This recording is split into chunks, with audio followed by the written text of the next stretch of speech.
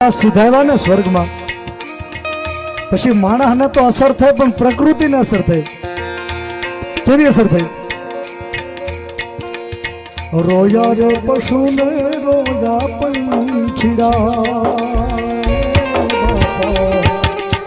રોયા રે પશુને રોયા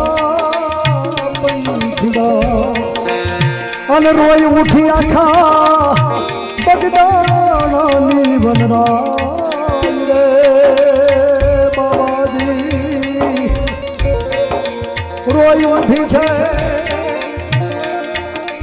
એ આખા બગદાણાની વનરા